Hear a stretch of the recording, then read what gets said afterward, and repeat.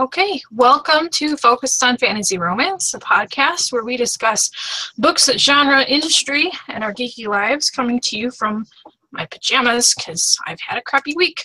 I am Elle, Clouse. I'm joined today with Elle, DeClerck and Hello. Paulina Woods. Hi.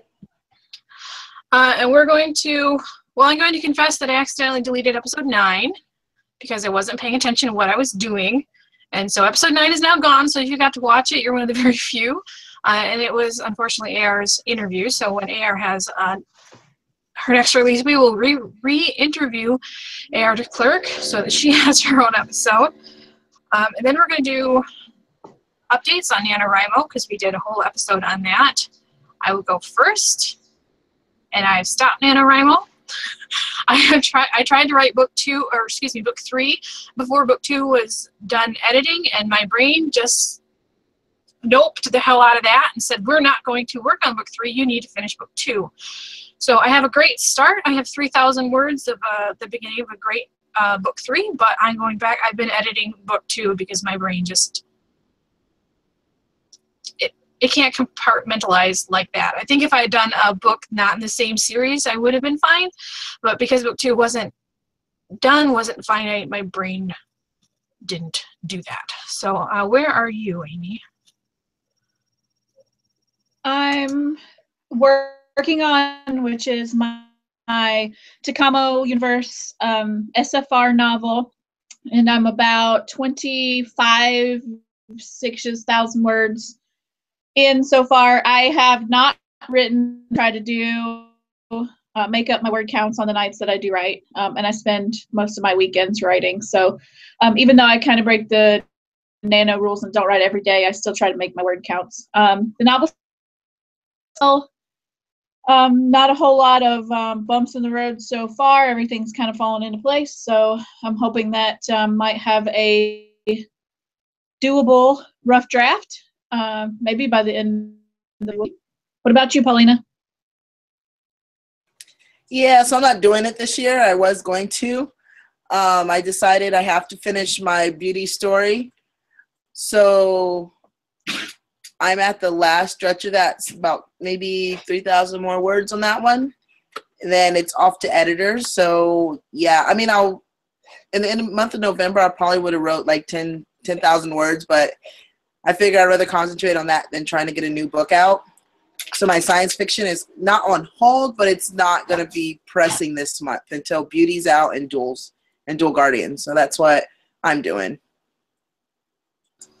Well, maybe we can do one of the camp NaNoWriMos, because that would probably be better in line with where I will be to actually write book 3. As long as I hit, I would say 53,000 words, it would count as 50 original thousand words, or 50,000 words. But yeah, maybe we can try Camp NaNoWriMo, normally in April, sometimes in June or July. So then we're going to move on to announcements. As you know, I won the Roan Award like last month, and I finally got my super heavy award. It's probably going to be backwards because it's via camera, but it's this really nice glass prism-like award. It's shaped like a book. It's super cool. I don't know what I'm going to do with it. I have coworkers insisting that I need to build an awards case, and I'm like, I appreciate your enthusiasticness, but I think we'll find a really sturdy shelf for it for now. Maybe get one of those IKEA lights and put a light on it, but I think that will be the most I do right now. And Amy's got some big news. You want to share with us what your big news is, Amy? So as the podcast may know, I was involved with a group of other authors in a collection of paranormal romance novels. The name of the collection was Fall Into Magic, and as I think it was probably the 9th or so, we were number 38 on the USA Today bestsellers list. So I'm officially a USA Today best-selling author. So I just want to say thanks to everyone who purchased a copy of Fall Into Magic, and I really hope that you enjoy Judge and Jury. Once Judge and Jury comes back to me and I have my rights back for it, then it will be a novel for anyone who did not happen to catch it and Fall Into Magic. And that's my big news. I think that's great. I think a lot of writers aspire to that, and I think it's going to add a lot of clout to your future endeavors. So I'm very excited for you. So we're doing a mixer today. We are chatting about an article that Amy found on theatlantic.com. Set up about stealing books in the age of self-publishing. And it goes over, I think it's 3 cases of plagiarism since self-publishing has become very, very common. So we've all read it, and I want to kind of discuss it by case. So the first one was Rachel Ann Nunez. I may be pronouncing that wrong, but she writes Mormon fiction romance novels. I'm not very familiar with her work, but I'm familiar with Case because I was reading it as it was unfolding.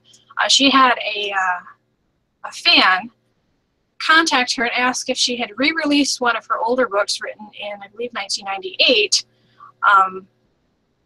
If she had re-released it, and it was a very confusing email for the author. She had not done that, and she started digging, and it turns out that someone had plagiarized her books and added, I guess, racy sex scenes to what was a wholesome romance, and was making money selling the book.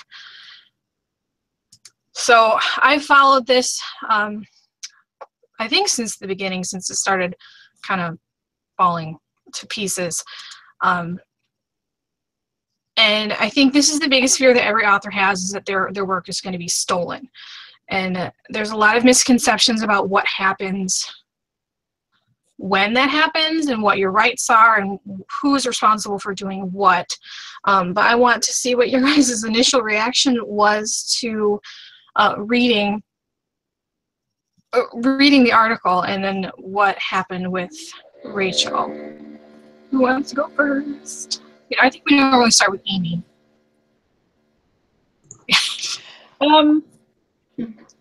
Okay, so one specific sentence kind of caught me, and it says, in the world of self-publishing, where anyone can print a document on Amazon and call it a book, many writers are seeing their work without their permission. And I thought that that's a very poignant sentence, because this in general is the nature of the publishing world today. And the fact of the matter is, you can print your grocery list or your grocery lists for 6 months in a row, and you can call them a book if you choose to do so.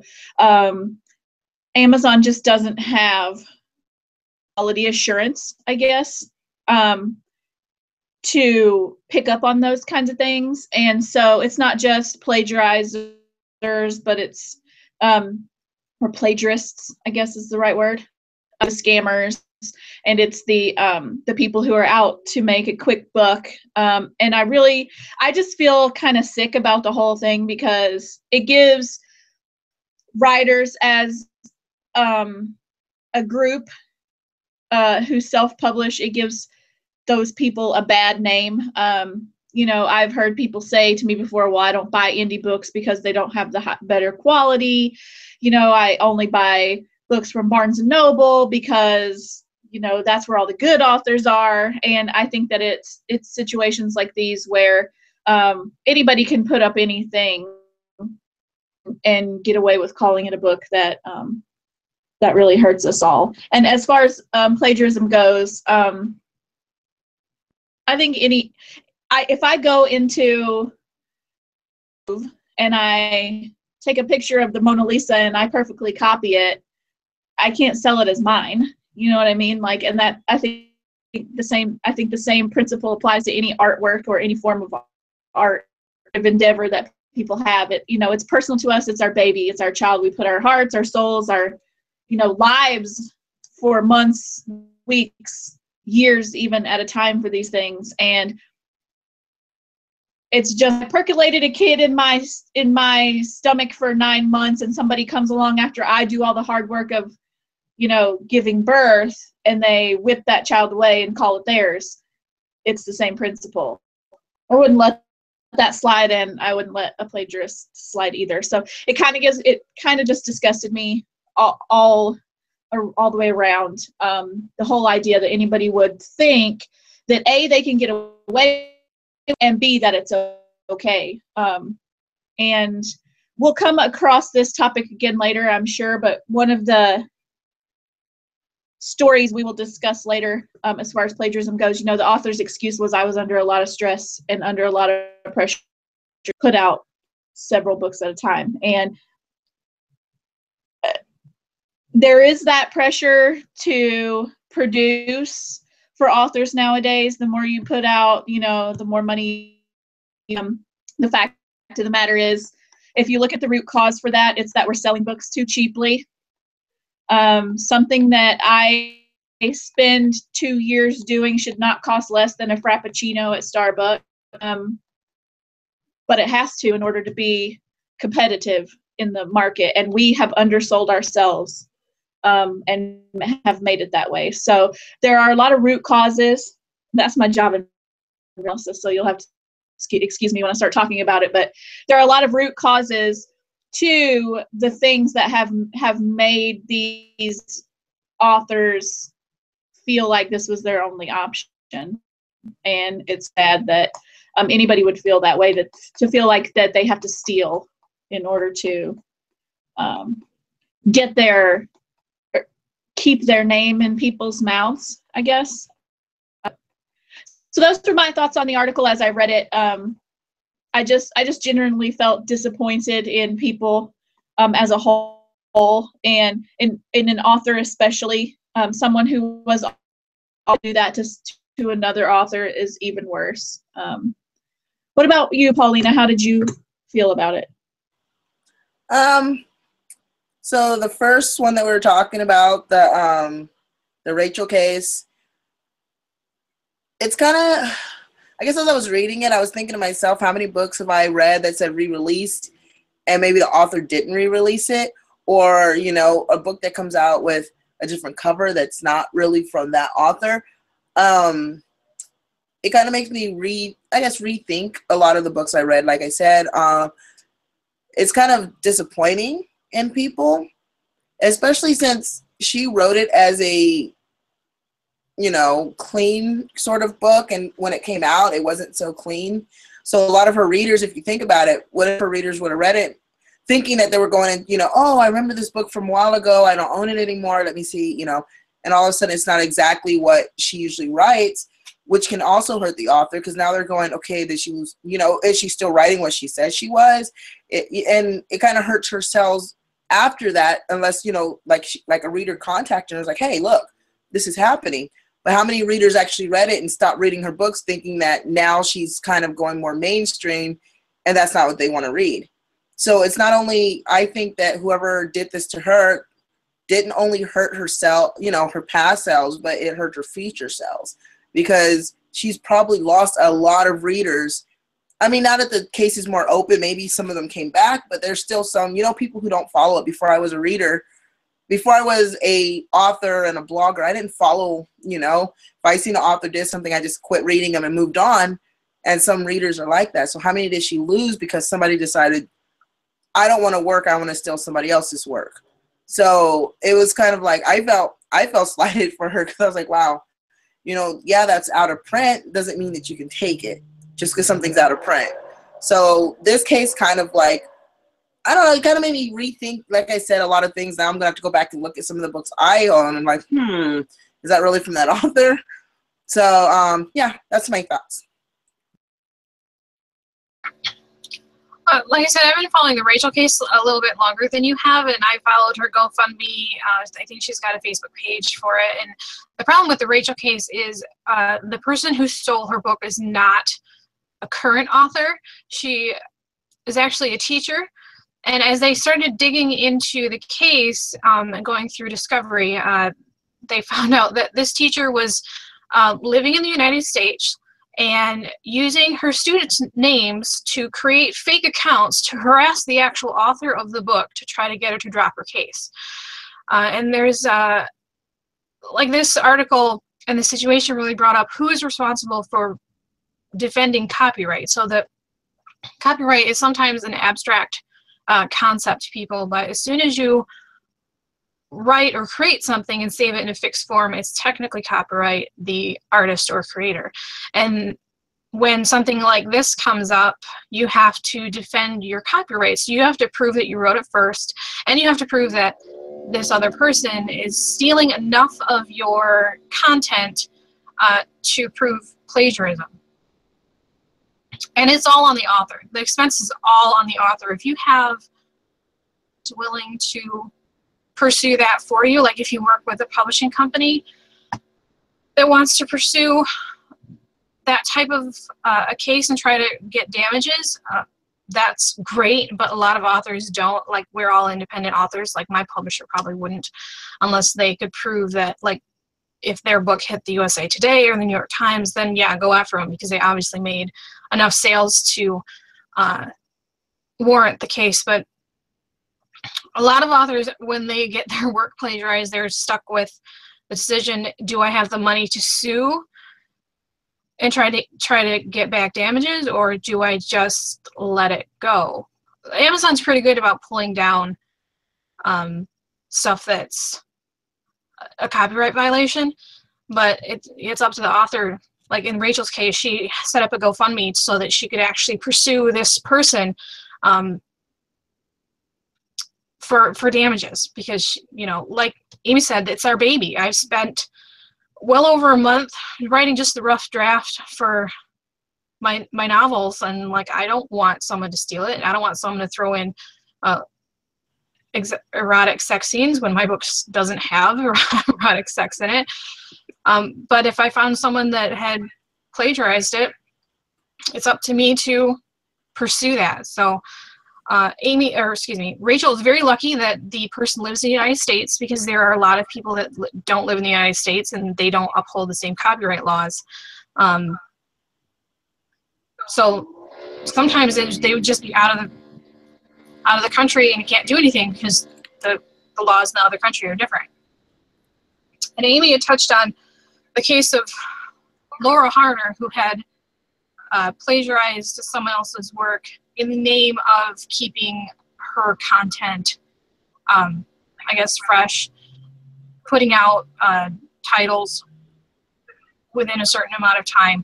And that's the second issue of a copyright infringement that happened. And I think the original author didn't get any compensation, but Laura did fess up to it, which couldn't have been easy, but she shouldn't have gone there in the first place. I know a lot of authors get a lot of pressure to produce a lot of content, and I feel it too, but I also know that I just can't. I can't do it. I have a full-time job. I have a family that I like to see. It's not possible. So,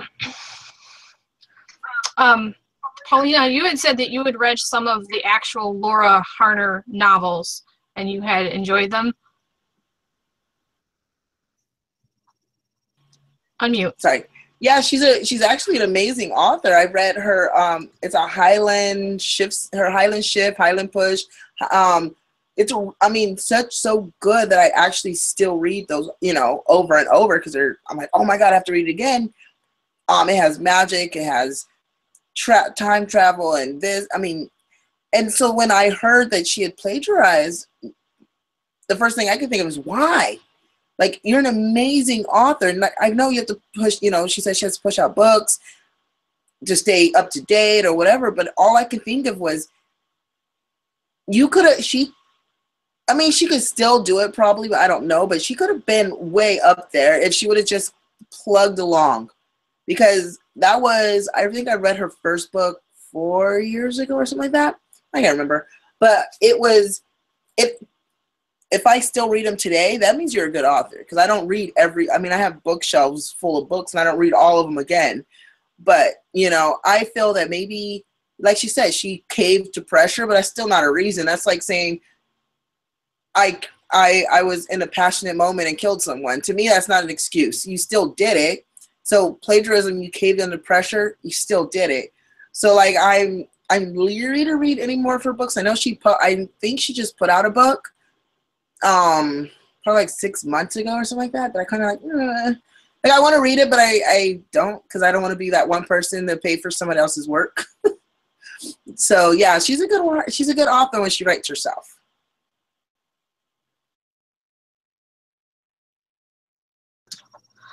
And this one was also a case where a reader caught the similarities, and Laura had taken a male-female romance and turned it into a male-male. And there's not a lot of crossover in the readers, is what I was reading on the article.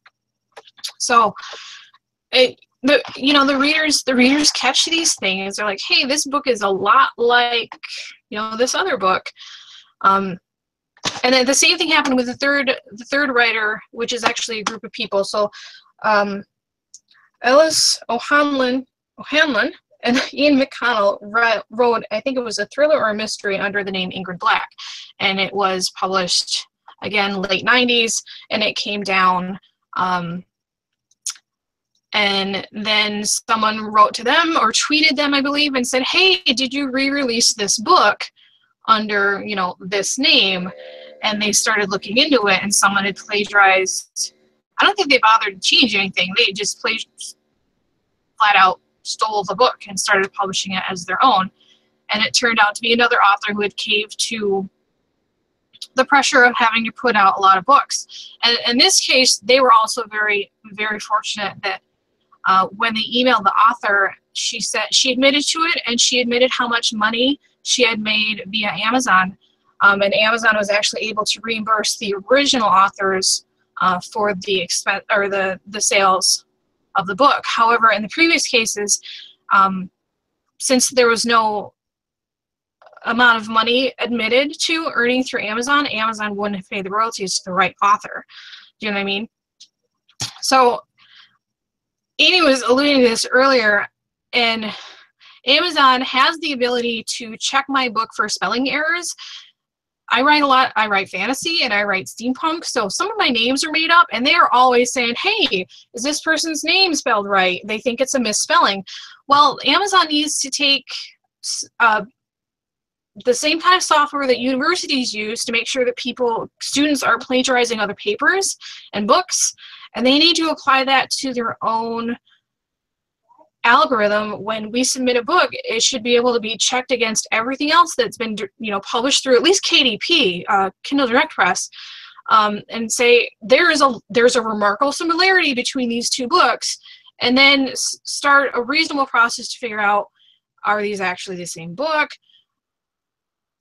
Who's the original author? I mean, Amazon has such a habit of just being so heavy-handed on some things. I don't necessarily want them to just rip both of them down until the authors can figure it out, but they should have the ability to put some type of anti-plagiarism methodology in their system. I mean, they're big enough, they have enough money to invest in that, and if universities can use it, Amazon should definitely be able to use it. Well, the way I look at it is, if Amazon can take my search and create an algorithm to put ads on my page that are specifically targeted to what I just searched, they can check a book to see if it's similar to, they can create an algorithm for anything. It just hasn't been done because right now authors are at the bottom of the Amazon totem pole. We don't make them enough money.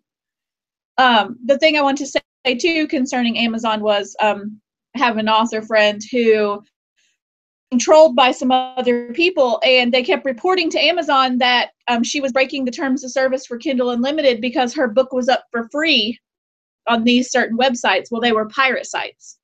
She had no the fact that these pirate sites were offering her novels, quote unquote, for free, because Amazon sure as heck did take the report seriously and then suspend her account. So Amazon has to take these kind of, if it affects their bottom line, they're going to take whatever steps are necessary. But when it comes to giving some support to their authors, that's where they're lacking.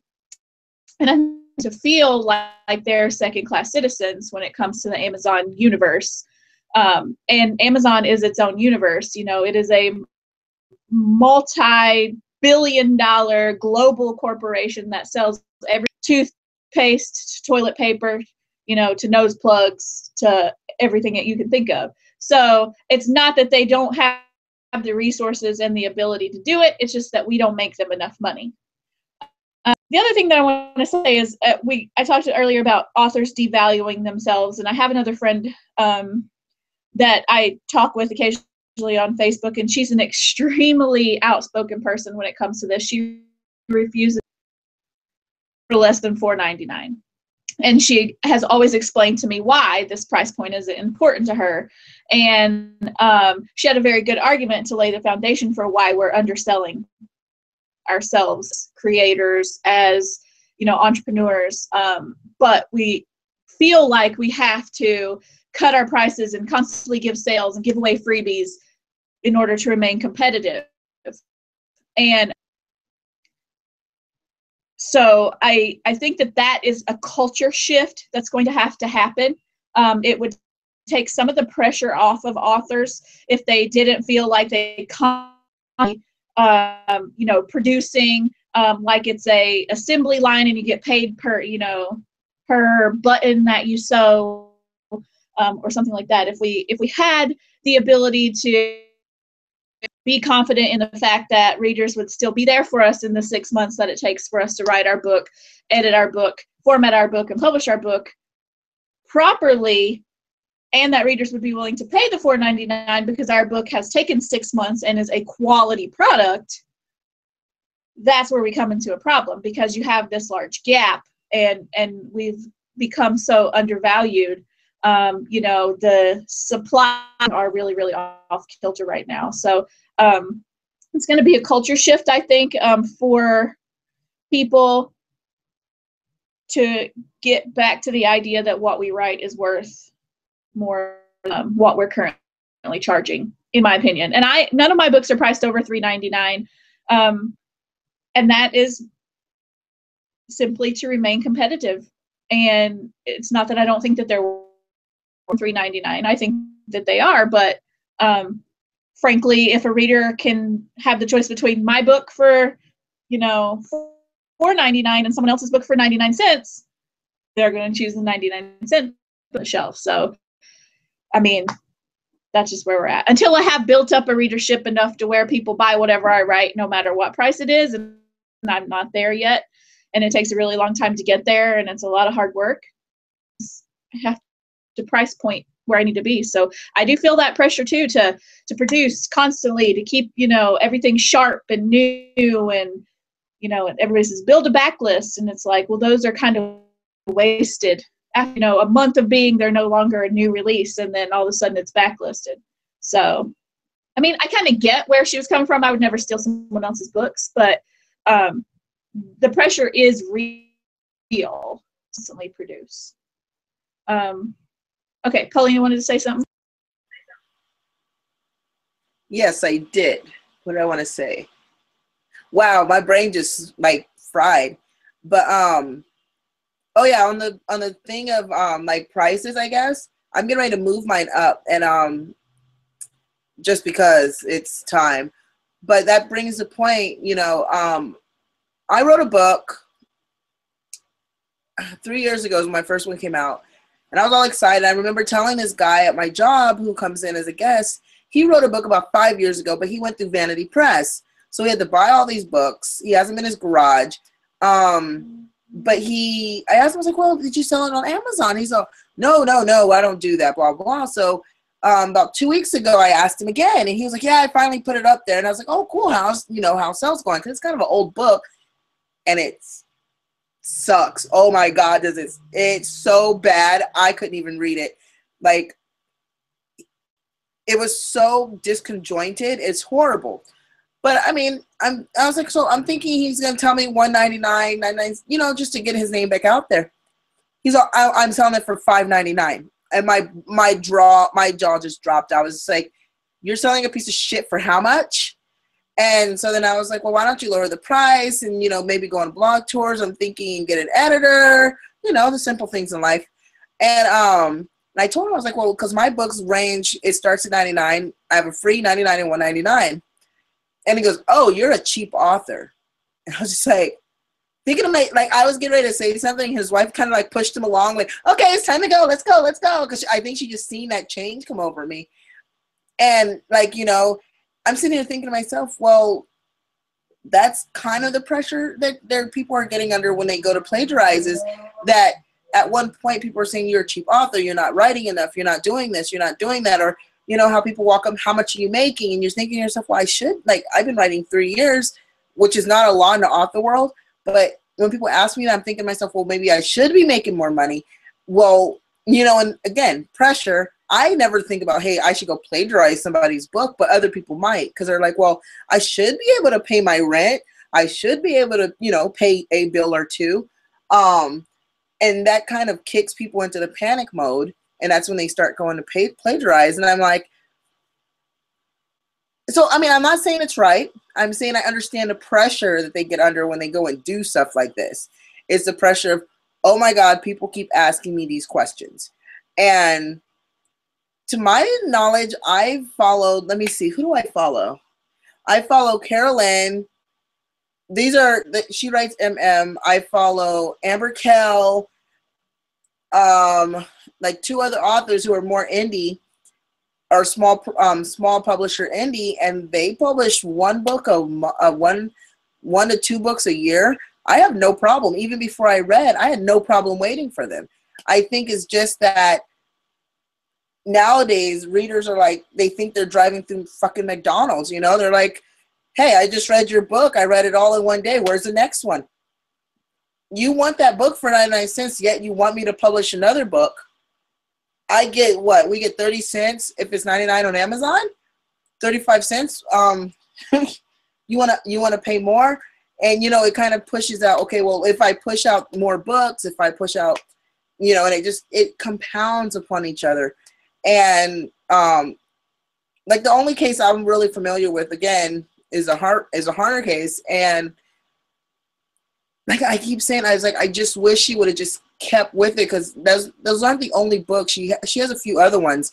And I'm like, they were so good. And she put them out every 7 months when she was writing herself, which I think is a good time frame. But again, that pressure, well, it's been 7 months since your other book came out. When's your next one coming out? Oh, here's one. Oh, good. In 5 years, this is what got her caught. In 5 years, she wrote 75 books. I'm sorry, unless you have no life and you live in your basement and don't take showers, you're not going to write 75 books in 5 years. But people that didn't know that those weren't her books were praising her. Oh, I want to be like her. Look at her. She's writing. And I'm just like, really? That's what you want? You want an author who pushes up that many books in 5 years, which comes down to a lot of books in 1 year.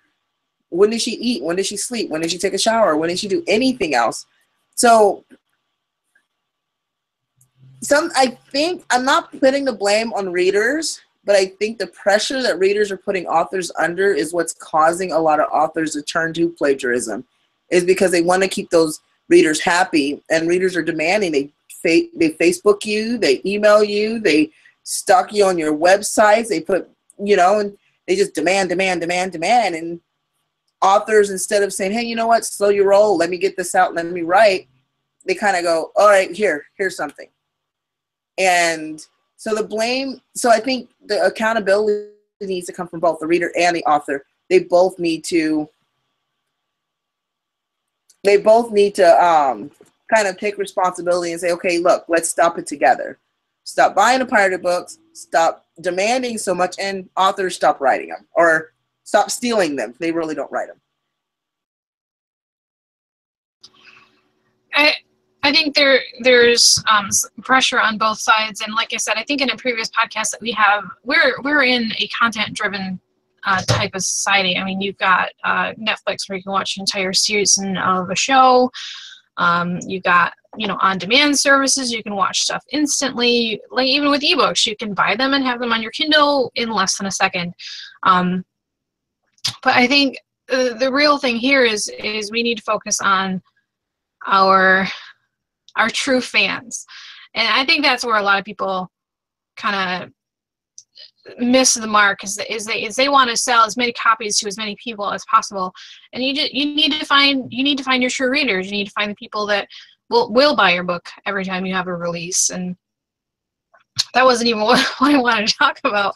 We had, just today, we found in some of our author groups on Facebook that there has been reports that someone is sending friend requests to people who are admitted authors on Facebook and then saying, hey, I ghost wrote this romance novel, or here's a summary for a ghost written romance novel. I can write this for you, or I have written this, and you can buy the rights to publish this book for $65. And the discussion of whether or not people use ghostwriters, that can be another podcast, but it was kind of alarming because the person who got this bizarre message sort of out of the blue discovered that this person who approached them was trying to sell them someone else's copyrighted work. So that goes back into, we as authors are feeling pressure to produce. And if someone says, hey, I wrote this book and you can use it as yours because I ghost wrote it, which means the person who wrote it is giving up their rights to the book and they don't have their name on it in any capacity. It really makes you wonder,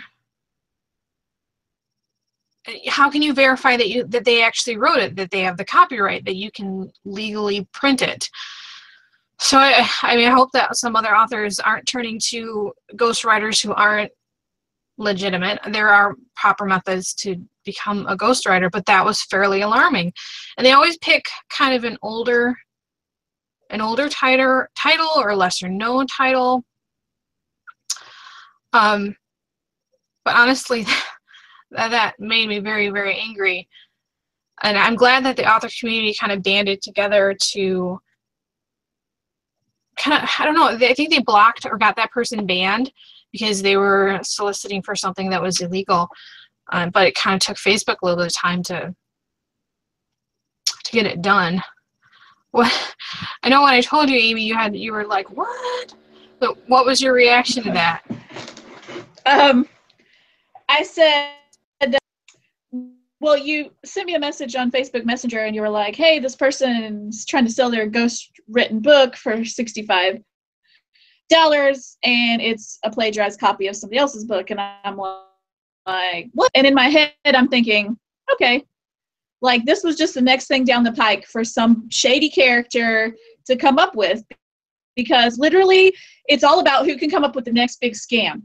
I feel like what has happened to the author community, like the broad author community, and I'm not talking about this small community that we are, which is a lot of really, really nice, good, honest people in the romance community, but in a broad, general sense, like the indie author community has become, what can we get over on now?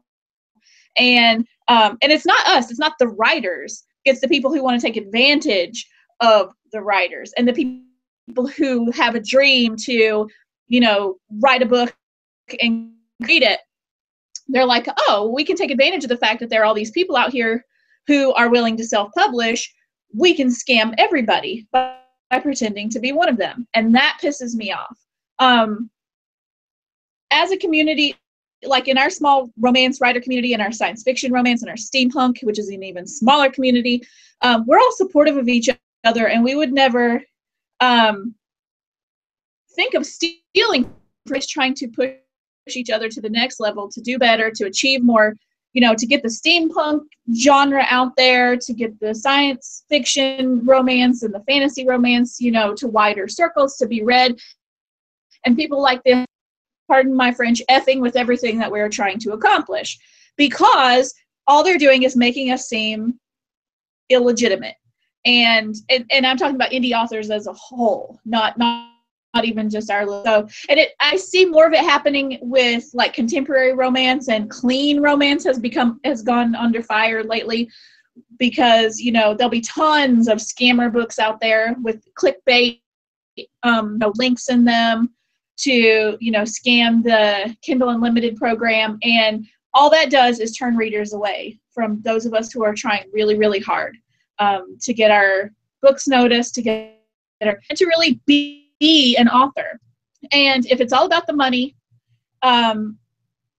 you're never going to be an author. Like, that's not what being an author is about. It's not about making cash and quick cash and let me just something down on some paper and call it, done. That's not what it's about. And these people are ruining that for everybody else. So it just raises my hackles when I see people doing stuff like this.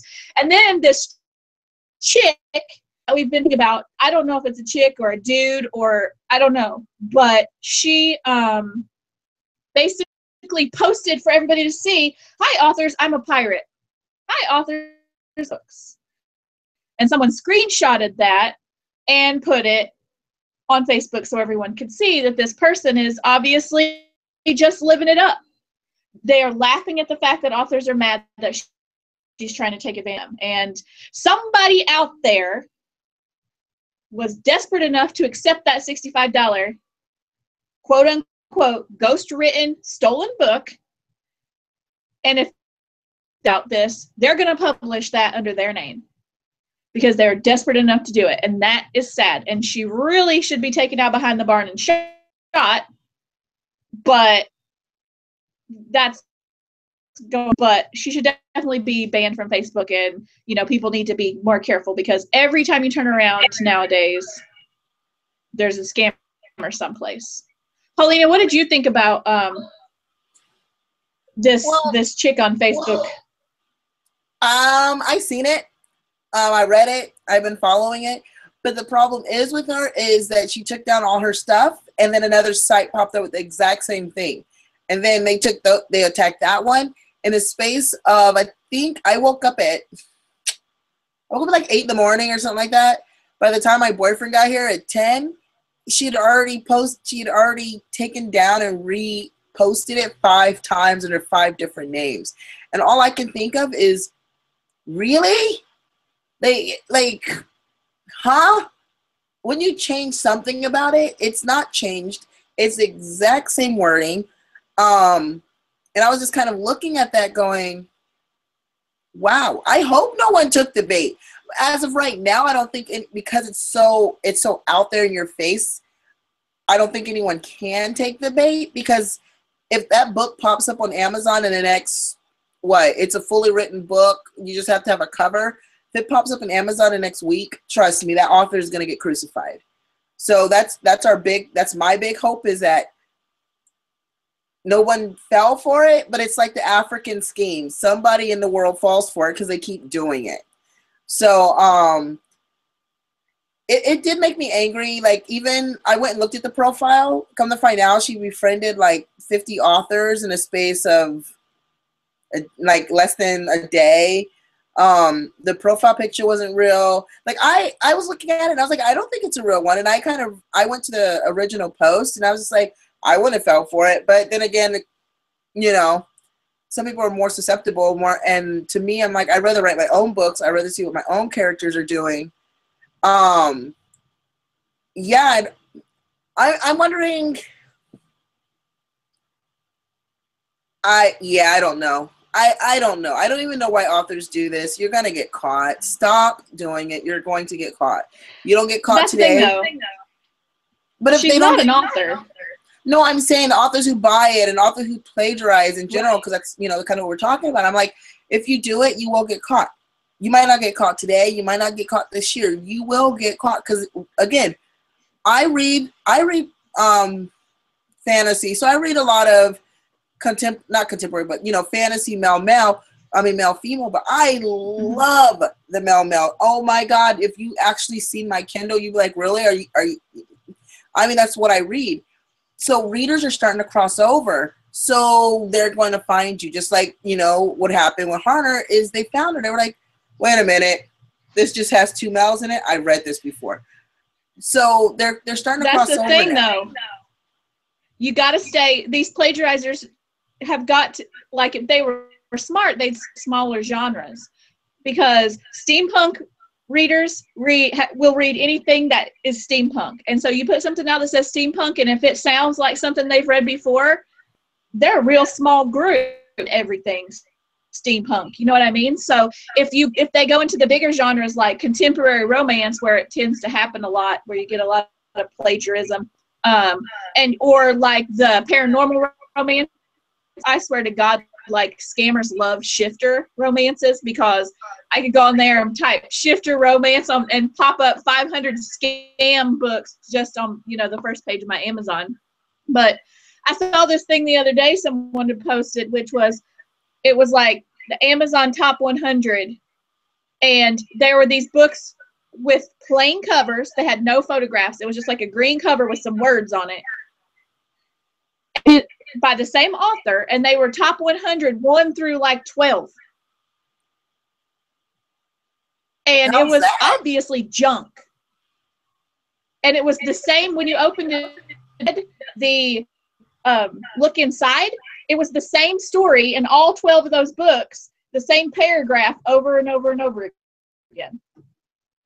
So how that made it to Amazon top 100, and that post that I was reading was about, is how did Amazon let that happen?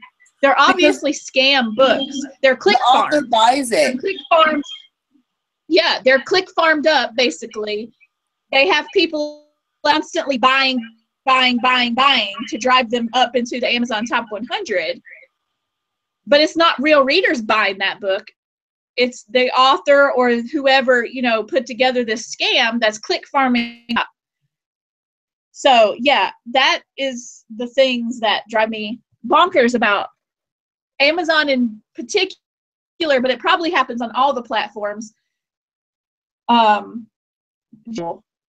Because, you know, there's not as many authors on those platforms, but yeah. I think that's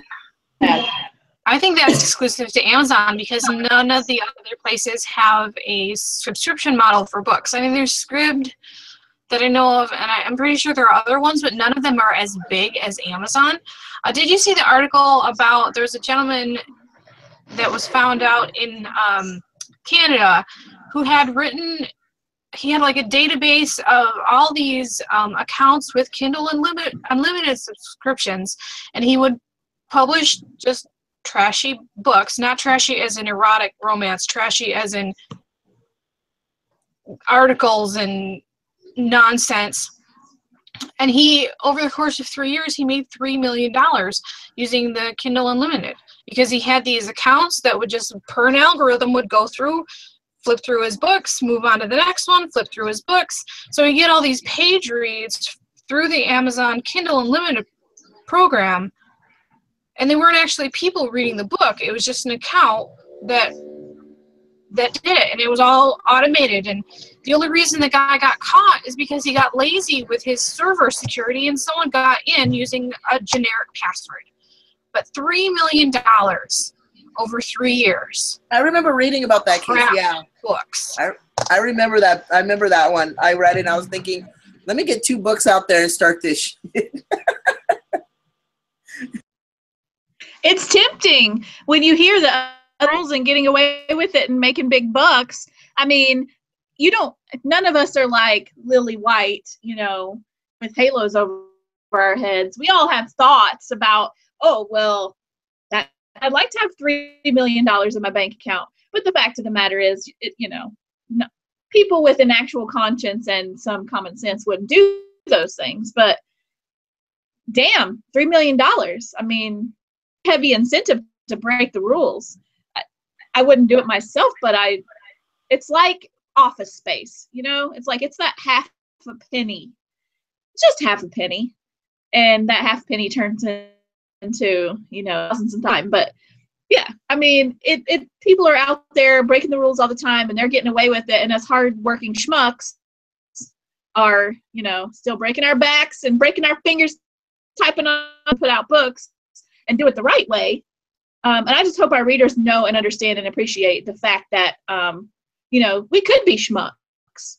We could be schlepping out crap, quicker than it, but we're trying to do a quality product with a good story that's going to entertain our reader, because that's what we are passionate about. So if readers get the hint and start feeling what we're trying to, what kind of vibes we're putting on the air, maybe they'll come back with some love for us, and give the scammers the heave ho.